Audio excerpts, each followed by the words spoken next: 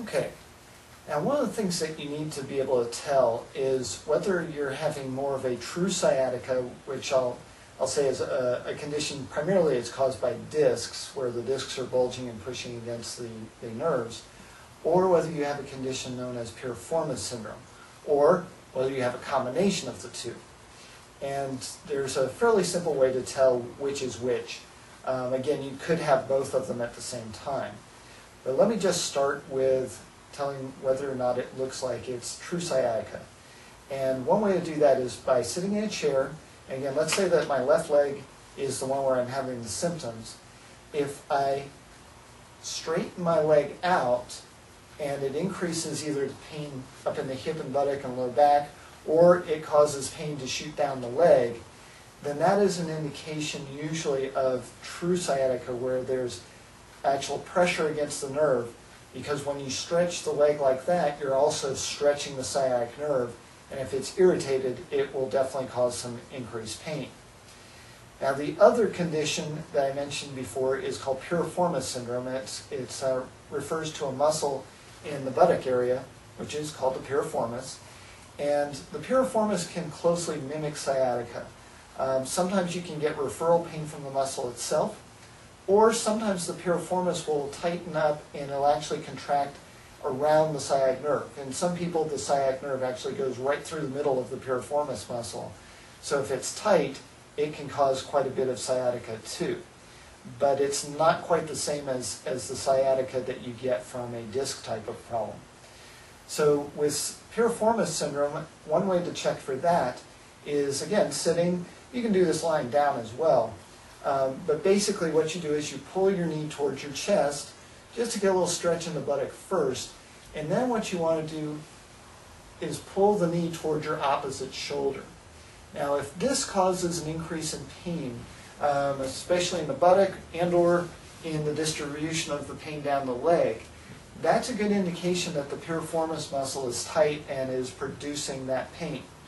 So that's when you want to start doing the piriformis stretch that I'm about to show you. If you're showing more of the disc-related type pain, then usually it's not so much helpful to stretch the piriformis, or really to stretch any muscles at that point. You want to let things get settled down using the McKenzie exercise I showed you before. But for piriformis syndrome, you may get some benefit from things like the stretch I'm going to show you, plus some yoga stretches like downward facing dog and that kind of thing. If you have true sciatica, one point of caution is I do not recommend downward facing dog, even though a lot of people recommend it for sciatica, because again, if you stretch those muscles, you're also stretching the nerve, and a lot of times you're just going to make things worse. So I would avoid downward facing dog if you have the disc type of sciatica, as I just showed you how to distinguish. So let me go ahead and show you what to do for piriformis syndrome.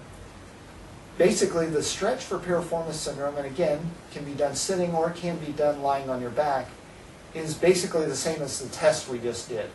We're going to bring the leg up, and then we're going to slowly pull it towards the opposite shoulder. Now, you want to be gentle with this, because if the piriformis is irritated, you don't want to force it to stretch. You want to be careful and gentle with it. You want to hold the stretch for about 10 seconds, and then slowly relax. Let it kind of go straight again towards the same shoulder. And then again, you go across towards the opposite shoulder. And again, you hold for about 10 seconds. Like with the McKenzie exercise, the piriformis stretch is going to be most beneficial when it's done frequently, not necessarily when you do it for long periods of time at any one time. But the more frequency that you do, the faster the muscle will relax, the faster it will stretch out. And usually you'll get pretty good relief within a day or so if you're doing it frequently throughout the day. So that's it for the basic sciatica exercises. For more advanced information, more advanced self-care techniques for sciatica and piriformis syndrome, I invite you to check out my sciaticaselfcare.com website. Thanks for watching.